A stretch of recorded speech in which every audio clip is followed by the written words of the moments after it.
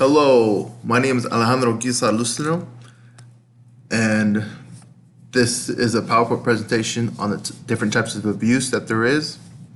And so let's get started. So the first type of abuse that we have is elderly abuse. And what is elder abuse? And the CDC defines elder abuse as the intentional act or failure to act by a caregiver or another person in a relationship involving an expectant of trust that causes or create a risk of harm to an older adult. And there's different types of elderly abuse, and some of the most common are physical abuse, sexual abuse, financial abuse, emotional and psychological abuse, and neglect. And some of the symptoms that the victims sometimes display, they can be pretty straightforward. Like, for example, with physical abuse, it's the bruising, torn skin, or bleeding. And with sexual abuse, is where if they have like any contact with the mouth or genitals, penetration, and sometimes it goes without consent. So the victims might display like a venereal disease or illness, a sexually transmitted disease, and that's a possible sign of elderly abuse. Financial abuse. This is mostly common with like scammers when they call when there's telemarketers or people who just want to take advantage of the elderly. Call their phone numbers and ask them to deposit money. They just scam their way, saying that they're a distant relative or that they're part of like a organization and they want donations. Or sometimes they actually take advantage of their finances, and actually, sometimes put them on their wills or have the checks be sent to the person responsible for that abuse. And signs of emotional or symptoms of emotional psychological abuse, and it can happen with both verbal and nonverbal behavior. Sometimes the victims they might not be as comfortable anymore. They might not have those signs of they might not have those signs of being friendly anymore. They might have closed up. They might have some sort of depression going on, and they might be stressed out, and yeah.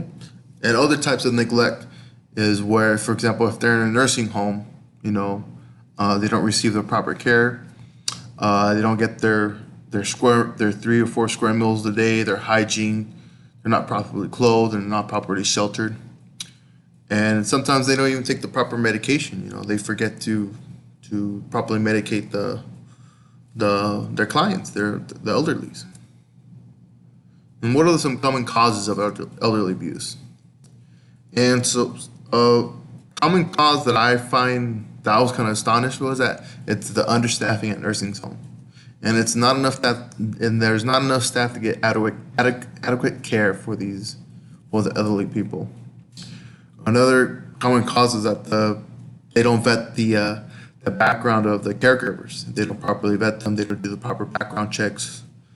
Some of them might have personal issues. They might have some angerment issues. They might have some emotional and psychological issues too that make them cause the elderly abuse. And another common cause is that it was the neglect from loved ones.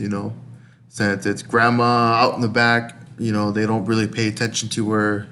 They don't really ask her how well she's doing and stuff like that. Another common resource that are available to as a victim for the elderly is that they should seek counsel, legal counsel and seek the proper authorities, call 911 if they suspect that they're being abused or they're being abused. If they're in a nursing home, speak up and let their manager know about their situation, who they suspect is causing the pain or causing the abuse. And there's an abuse hotline that they can reach. It's an 800 number, 1-800-222-8000. And another form of abuse is child abuse. What is child abuse? Child abuse is physical maltreatment or sexual molestation of a child. And there's four types of abuse: child abuse, neglect, sexual, physical, and emotional. Kind of like the same with elderly abuse. And the symptoms is that the children feel withdrawal. They withdraw from their friends, from playful activities. They don't want to go outside and play no more. Their school studies, they don't want to be involved with school studies no more. They don't find it. They don't want to learn, and it kind of affects their cognitive behavior if it's a prolonged series of abuse. Some physical signs is that there's bruising, broken skin, welts, and marks on the skin. That's if they get punished with like a belt or like something more that causes more damage. They might be absent from school more often. They might display some of rebellious and defiant behavior, and they also might cause self-harm and possibly suicide. They don't want to be in that abusive pattern no more. They don't want to be in that cycle no more. So they might get depressed and might just want to stay there in their life. And some of the ways we prevent child abuse is that first we offer their love and attention. We have to vet the caregivers. We have to, for example, as a parent, or like if I'm a parent and I have to take my child at daycare, I have to make sure whoever's at the daycare center is just not, they're not felon. They don't have history of sexual abuse or any signs of or any suspicious behavior that might affect my child. You got to make sure that you make them feel safe. You always want to make sure you make the children feel safe, and it's okay for them to say no. You also want them to be comfortable enough where if they feel uncomfortable themselves, they should learn how to leave the room or say, I don't feel comfortable here, I need to leave. It's okay to say that. And some community sources is call 911. If you suspect that there's a child being abused, call 911. Call CPS, your local CPS, whether it be by the county or by the city. Also seek therapy, for both the victims and the parents, because you never know, the victims might suffer from PTSD, from trauma, emotional trauma, and with therapy it helps. It can help, and it can overcome those issues. And sexual assault, that's another form of abuse. And Planned Parenthood defines sexual assault as any unwanted sexual contact, whether someone uses force or pressure to get you to do something sexual. Rape is someone who forces or pressures you into having sex. And some of the warning signs of sexual abuse is that in children, at least, it changes the behavior, causes them to have depression. They get trouble. They have trouble in school, whether it be cognitive or their behavior in school. They have more discipline issues, and they cause self-harm, just like before. And the physical changes that there's irritated genital areas, torn clothes, and bruised areas as well, where abuse is happening. Some of the symptoms of sexual abuse is that there's trust issues, depression, and trauma, both PTSD and emotional trauma. And how often does it occur? Every 92 seconds, a person is sexually assaulted in the U.S. 54% of victims are under 30 years old, and 1 out of 6 women have been involved in attempted rape or have been raped in the U.S.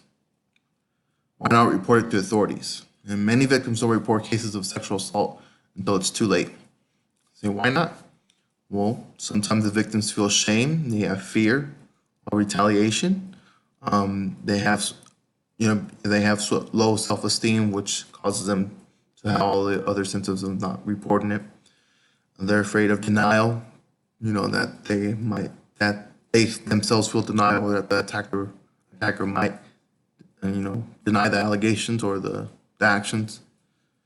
And another thing is that, especially in the how can I say, the sex worker trade, for example, they might have a disbelief since they get drugged a lot, or they get drugged a lot while performing these sexual acts. so there's no way of it to prove it to authorities. And domestic violence. Domestic violence is a willful intimidation, physical assault, battery, sexual assault, and or other abusive behavior as part of a systematic pattern of power and control, and perpetrated by one intimate partner against another. And when we often think about domestic violence, we just always hear about the man who's a wife beater. You know, he beats his wife at night, or you know, he has angerment issues, and it sometimes goes both ways. 85% are women. 40 to 60% of men who abuse women also abuse children. In most cases, don't reach authorities for help. And again, just like the previous section, is because there's a lot of different factors. It mostly occurs behind closed doors, and age is 18 to 24 is the most common age of women who experience domestic violence. Some of the symptoms are both physical and psychological.